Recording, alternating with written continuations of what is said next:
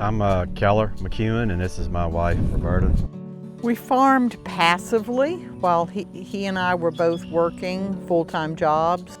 I was practicing small animal veterinarian, and he was an employee at Exxon Chemical. I grew up on a farm, a cow-calf operation.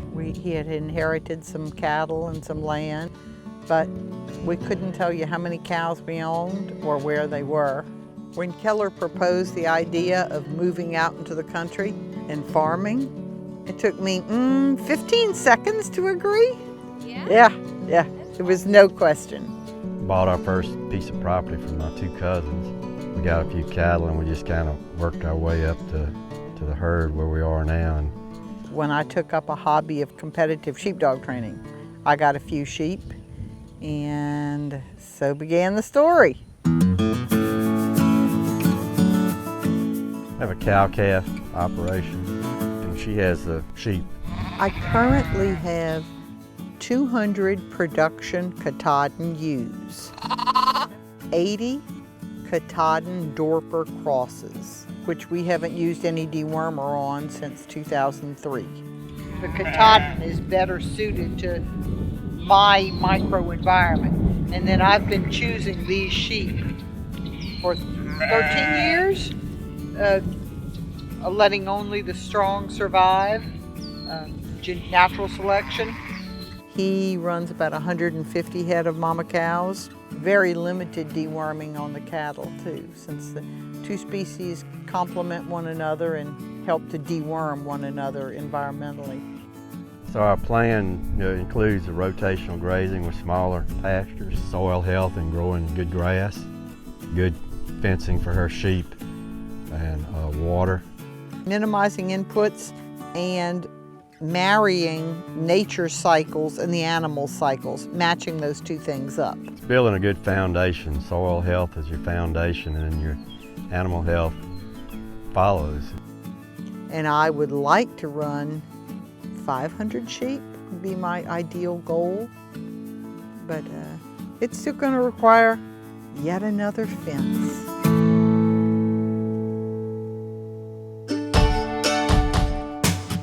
The sheep got us into building different types of fences. They're a little bit harder to contain. Just putting a fence across something will give you a 65% increase in the efficiency of the use of that land. My name is Stuart Gardner. I'm the Area Range Conservationist. I work for USDA, Natural Resources Conservation Service. Breaking your given land area up into smaller pasture. There are many benefits to it. The main one is that the desirable plants get a chance to rest in between grazing periods so that they don't get overgrazed and become diminished and get replaced by less desirable plants. For 50 cattle, 100 acre pasture, not so good for 50 cows. Divide it into 5 20 acre pastures, better. Divide it into 10 acre pastures, better. 25 acres. We just noticed a big difference in our in the quality of grass that we've grown since we started 30 years ago. What most people would call weeds, the sheep love, and it's good for them, so I have to bush hog a whole lot less than. Sheep are 1/5 the size of a cow. Everything about them is a little bit more difficult, so you can use them as a barometer. If you get sheep right, you got cows down. So sheep like to eat a mixture of grass and forbs. Cattle prefer primarily grasses. If we use the sheep and the cattle together, we get a more diverse plant species. They love tallow trees, sheep do so. Very few tallow trees in the sheep areas where we graze sheep. Other plants that people would be spending herbicides on, we got sheep. It's a good thing. There was precious little continuing education, support, knowledge, or none offered about sheep. So I would attend the Southern University has a seminar once a year, it was just a goat seminar at that time. And I would attend that. And Stuart Gardner would give lectures about rotational grazing and comparing how Deer, sheep, and goats complement one another for grazing. They don't host the same parasites. So it breaks the parasite cycle, which basically is the animal defecates and passes the eggs into the manure. Then the eggs hatch and the larvae eat, they live in the manure, and then they get down on the soil surface and they get in the grass.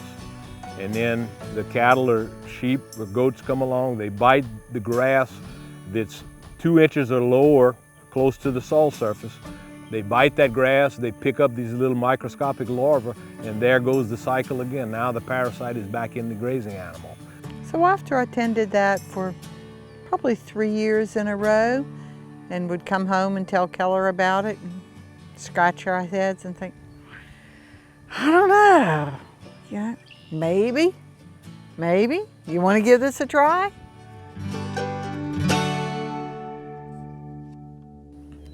We've been able to increase our organic matter in the soil here about 1 percentage point. We need lime in our soils.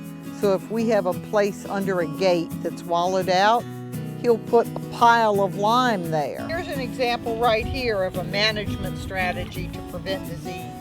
Since hoof rot is the 3rd biggest problem sheep face, predators, parasites, and then hoof disease. We'll put this lime, and instead of pouring a concrete pad, we intentionally put out big chunks of lime so that they're going to get this packed into their hooves while they're drinking water. They can medicate themselves, preventative maintenance, and improve the soil all at the same time. One of the best methods is what Miss Roberta does and what I do is we select highly animals that are resistant to it, that don't get foot rot.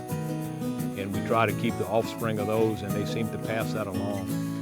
It's important to understand that these bacteria are in the soils, different places. So if I was to go to Oklahoma and buy some hair sheep and bring them down here to South Louisiana, there's about a 90% chance that those animals, most of them would get hoof rot down here because the bacteria that's here is different from the bacteria that's in Oklahoma. You'll see underneath every tree a population of grasses growing that's a better quality grass. Well, that's because the sheep and the cows pooped there and put your phosphorus and your potassium there. This is not intensive, but it's more than just turning animals out on grass and letting them eat grass. If you can manipulate your environment and make a healthier animal, then your life is healthier.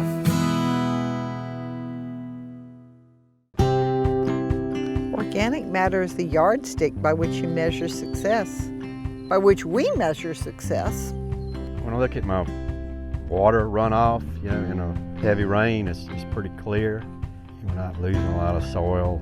The animals going in, they're utilizing the top of the forage, and ideally we want to use the top half of the forage and not graze the bottom of it, and then remove the animals. And when that plant has a substantial amount of growth left above the ground, then it can maintain a much deeper and more healthy root system. Therefore, when you do get periods when you don't have adequate rain, say 2 to 3 weeks, 4 weeks like we get here in Louisiana, the plants are able to have deeper, more fibrous root systems that reach deeper into the soil and can utilize the moisture that's at a deeper level. You can work for short-term profits or long-term profits. So you get a short-term profit, long-term loss. If you're renting that land, it's not your problem. And it might behoove you to mine the resources and leave nothing behind. Or I am going into business with my son-in-law and my son. My name is Ross Collins, and I'm married to Agnes Collins. So last year I gave my son-in-law a generation of sheep. And he's also started a seed company and markets different kinds of seed. So our vision is to come down here, work with her parents, and learn what they know, and eventually we want to work ourselves into some niche markets. So we are starting them off with their own herds. In this case, you got a couple of people who, well, like they said, they didn't grow up in the traditional hardcore farming world. It's something that they've always held on to and dreamed about, and at this point, over the past 5 years, they've really been able to pursue that. So probably the difference on this farm versus another one is they've really put a lot of money into fencing. And that's for posterity's sake, you know. It gives us an opportunity to talk together too.